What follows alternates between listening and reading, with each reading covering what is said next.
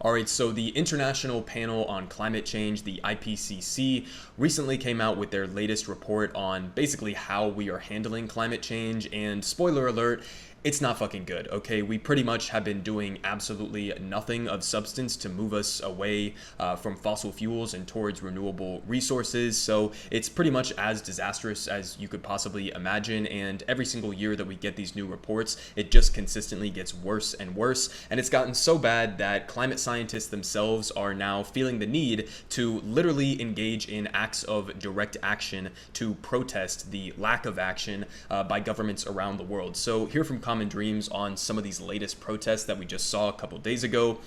Jake Johnson says dozens arrested as scientists worldwide mobilized to demand climate revolution.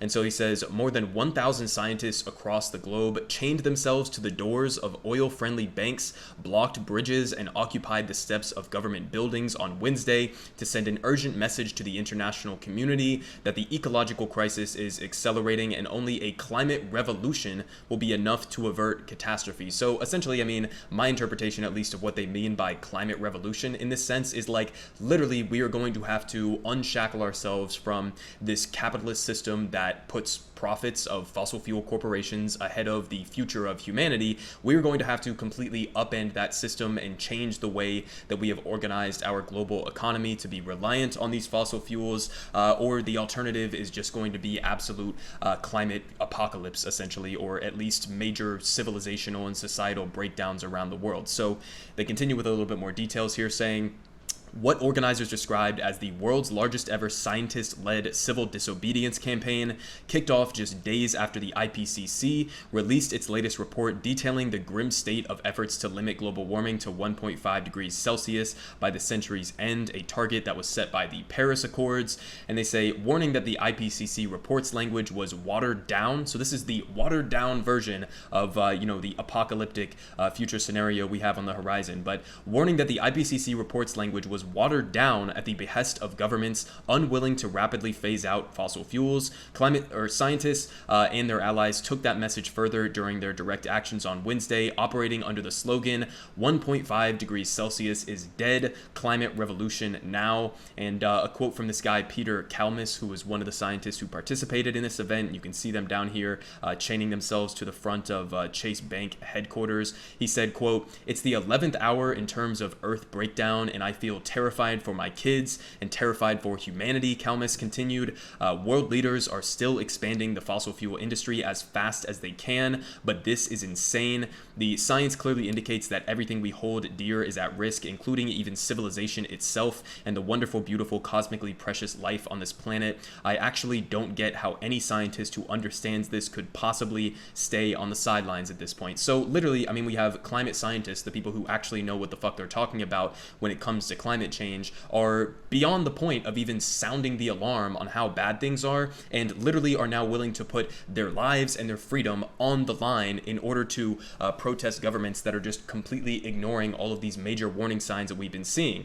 And it gets even worse because they sicked the cops on them, and I'll show you a little bit of that in a second here. But they continue saying the Los Angeles demonstration was accompanied by other protests around the US, the largest historical emitter of planet-warming carbon dioxide and home to some of the most powerful fossil fuel companies in the world. And they say in Washington, D.C., climate scientists chained themselves to the White House fence and were ultimately arrested as they demanded that U.S. President Joe Biden declare a climate emergency, a step that would unlock a range of tools needed to combat global warming. I mean, what the fuck else would it take to declare climate change an emergency? I mean, how could anything else be possibly categorized as an emergency if not for climate change? We're talking about something that is going to have complete disrupting capabilities to the entire global economy, to U.S. national security, if you want to frame it from that hawkish perspective. It's going to disrupt everything. I mean, we're talking about, potential future wars that are going to be fought over water and, famines across the world and mass migration and, mass weather events like increased hurricane intensity and and fires, etc. Like we've seen over the last couple of years how apocalyptic this shit can get. I mean, just a couple of years ago, it was in California, that crazy apocalyptic picture from the San Francisco bridge. I'll put it up on screen right now if you guys are forgetting it. But I mean, we've actually seen like perfect examples of what an apocalyptic future could look like, and still people are staring this directly in the face and are like, well, I mean, I guess we need to just ramp up oil production now because gas prices started going up, as if that's a solution to the current problem or to the future problem,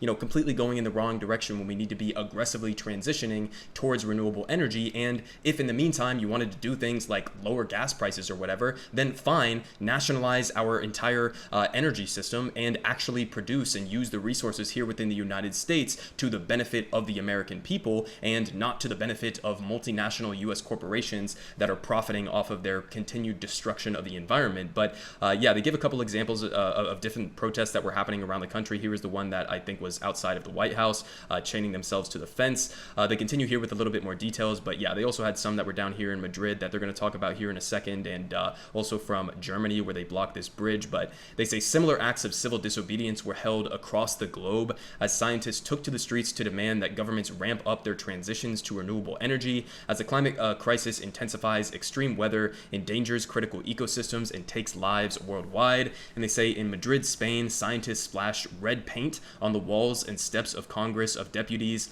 to decry lawmakers' inaction in the face of the existential climate threat. And more than 50 scientists were arrested during the demonstration, according to organizers. 50 of them were arrested. We're talking about climate scientists here, okay? Climate scientists who are literally just pointing out that there is an apocalypse on the horizon, and they're literally getting beaten down by the state's security forces that are operating at the behest of, in this case, fossil fuel companies, but more generally, as police always do, acting on the behalf of protecting capital. But they continue saying scientists also mobilized in Germany, blocking a bridge near the country's parliament building. So all of these different examples across the world, across the United States. And what is the response? Well, of course, it is a hyper-militarized response, especially here in the United States. And I mean, you can see it here.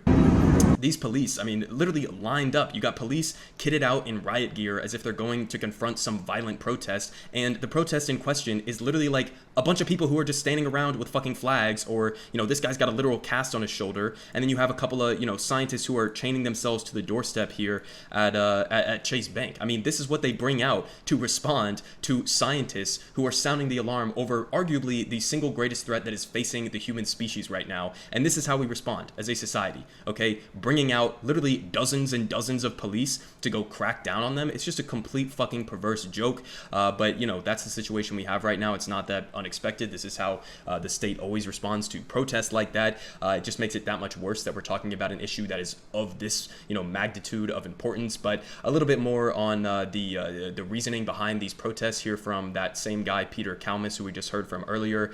He wrote this op-ed in The Guardian, basically explaining why he did what he did. And so here from The Guardian, they say climate scientists are desperate. We're crying, begging, and getting arrested. So he said, on Wednesday, I was arrested for locking myself to an entrance to the JP Morgan Chase building in downtown LA with colleagues and supporters. And he says, our action in LA is part of an international campaign organized by a loosely knit group of concerned scientists called the Scientist Rebellion, involving more than 1,200 scientists in 26 countries and supported by the local climate groups. And our day of action follows the IPCC Working Group 3 report released on Monday, which details the harrowing gap between where society is heading and where we need to go. And our movement is growing fast. And he said, we chose JP Morgan Chase because out of all the investment banks in the world, they are funding the most new fossil fuel projects. And as the new IPCC report explains, emissions from current and planned fossil fuel energy infrastructure are already more than twice the amount that would push the planet over 1.5 degrees Celsius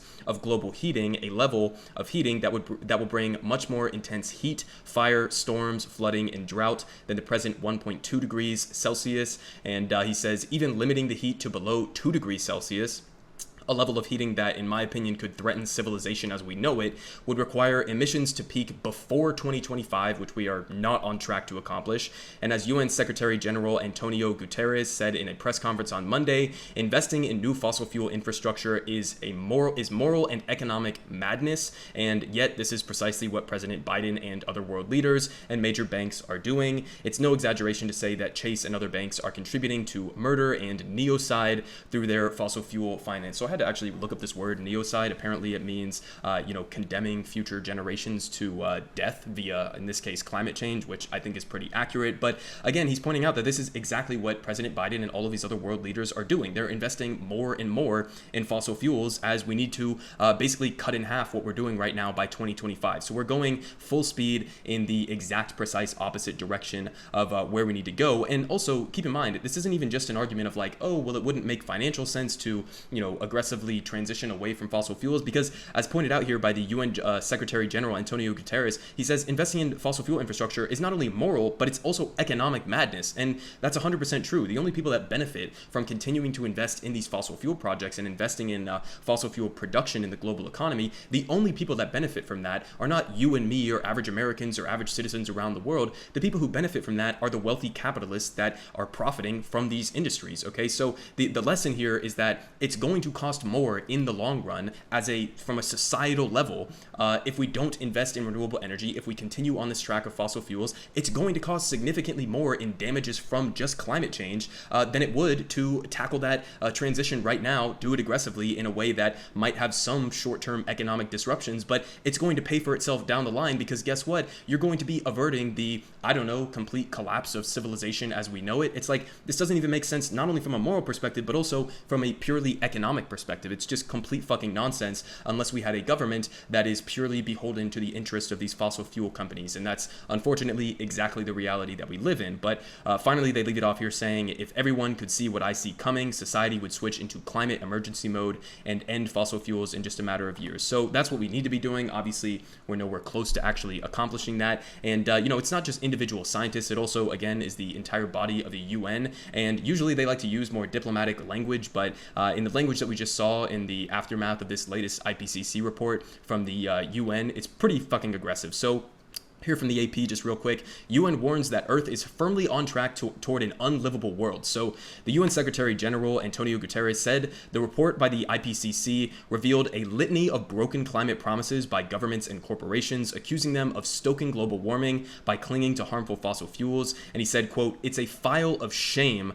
cataloging the empty pledges that put us firmly on track toward an unlivable world." And they say governments agreed in the 2015 Paris Climate Accord to keep global warming well below 2 degrees Celsius this century, ideally no more than 1.5 degrees Celsius, yet temperatures have already increased by over 1.1 degrees Celsius since pre-industrial times, resulting in a measurable increase in disasters such as floods, flash floods, extreme heat, and more intense hurricanes and longer burning wildfires, putting human lives in danger and costing the governments hundreds of billions of dollars to confront. And essentially what they're saying here is we barely even have a minuscule chance at averting warming up to 1.5 degrees Celsius. It's honestly barely even on the table for us to mitigate getting to that 2 degrees threshold, which again, as pointed out by Peter Kalmus, would essentially lead to civilizational collapse. So this is the situation of what climate scientists are giving us. They're staring us directly in the face. They're literally chaining themselves outside of gigantic international banks like JP Morgan Chase to try to get the point across that if we don't tackle this issue right the fuck now, then we are essentially fucked, and future generations are not going to have a sustainable planet to exist and to live and to thrive on. So that's the situation we have right now. Simultaneously, at least here in the United States, we have millionaire coal barons like Joe Manchin, who is probably the most corrupt motherfucker that I've ever, read about in my entire life, who has direct investments in fossil fuel corporations, has direct investments in some of the dirtiest coal products within his home state of West Virginia, and is essentially single-handedly, in combination with Republicans, blocking any actual action on climate change. So that's the situation we have right now. If Joe Biden believes in climate change, as he says that he does, then he would be coming out and aggressively fighting to put Joe Manchin, down into the ground and beat him into submission, because that's what it's going to take. And, it's not an exaggeration at all to say that if we don't do that, then as pointed out by all of these scientists, we are essentially heading towards an apocalyptic future.